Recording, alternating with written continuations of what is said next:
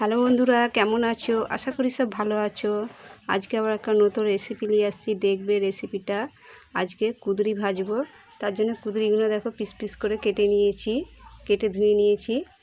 আর এখানে আছে ছোট্ট পেঁয়াজ নিয়েছি, কুচো করে নিয়েছি, কারি পাতা, রসুন নিয়েছি, লঙ্কাও আছে।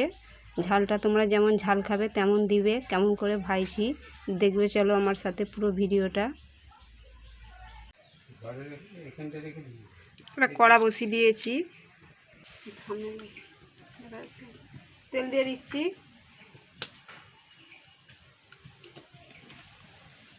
পেঁয়াজ কুচিগুলো দিয়ে দিচ্ছি,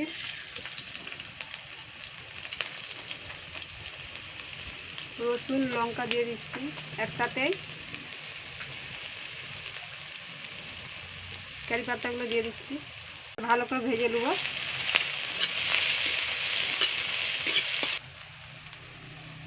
একটু ভাজা হয়ে গেছে, এবার কুঁদরিগুলো দিয়ে দেবো।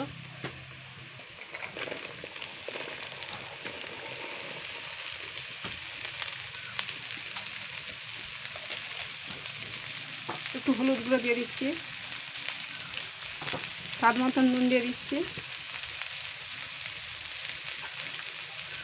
ভালো করে নেড়ে নেব।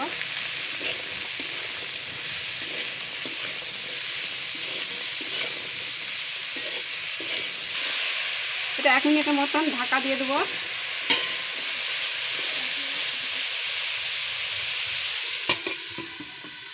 লাড়বো এবারে।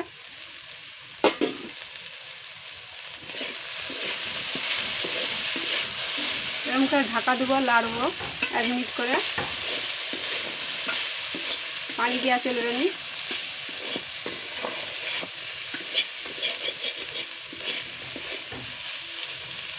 আবার 1 মিনিট ঢাকা দিয়ে দেবো, আবার খুলবো।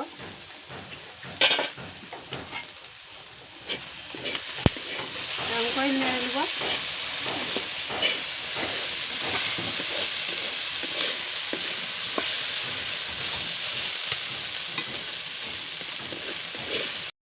এটা হয়ে গেছে, আমি 5 মিনিট ধরে ভেজেছি।